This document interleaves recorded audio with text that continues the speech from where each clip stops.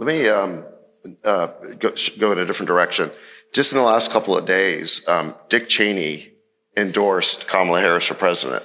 And that endorsement was warmly embraced by Kamala Harris and the Democrats. The same people called him a war criminal like 3 years ago. Yeah. Well, yeah, I'm old enough to remember back in 2008, Obama first beat Hillary Clinton in the Democratic primary because he had opposed the Iraq war and she had supported it. And then he got elected president of the United States. And the whole country seemed to recognize that the Iraq war had been a disaster. It destabilized the Middle East. I don't need to go through all the litanies of horribles that happened from it. But there seems to be a widespread recognition. And like you're saying, Dick Cheney was kind of demonized as this, like the Darth Vader, Prince of Darkness type figure, which I think basically was right. I mean, he was the principal architect of the Iraq war. And now I find myself agreeing with everything the Democrats said in 2008 about Dick Cheney. Right. Total coincidence. On a separate track, a few weeks ago, we had Bobby Kennedy endorse Donald Trump. So you now have a dynamic where the Bush Republicans are now Harris Democrats and the Kennedy Democrats are now Trump Republicans. Right. Clearly, something big is happening in our politics here. Can you explain this realignment? How do you see it? Yeah, I mean, look, one way to think about it is that we traded Dick Cheney for Bobby Kennedy, and that's an upgrade I'll take every single day. But look, I mean, one way of understanding is you have to ask yourself who has benefited and who has harmed from the last 30 years of the bipartisan consensus in this country, right? So you want to talk about a manufacturing policy that I think promoted the offshoring of millions of good American manufacturing jobs, and in the process, by the way, made us less self-reliant as a country. That really benefited people like Dick Cheney and Kamala Harris and their donors. It didn't benefit the people that I serve in the state of Ohio, okay?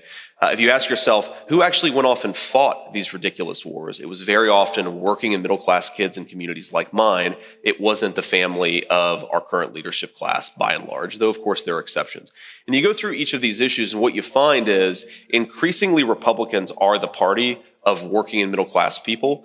Bobby Kennedy has talked about this a lot, and I think he puts it better than I ever could, but that, you go back even 30 years ago, and approximately 80% of the counties that represent, 80% of the wealth in American counties went in places that voted Republican, and about 20% of the wealth went to places that voted Democrat.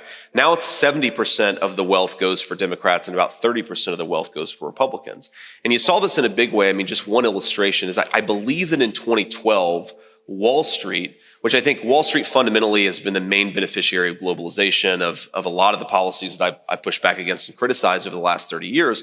Wall Street went 3-1 for Romney over Obama in 2012. I believe they went 4-1 for Clinton over Trump in 2016, and then like 9-1 for Biden over Trump in 2020. So there was a massive shift in who makes up these parties. Wealthy people direct their money to Democrats is what Increasingly, wealthy people direct their money to Democrats. Working and middle-class people direct their money to Republicans. Why do you think that is, JD?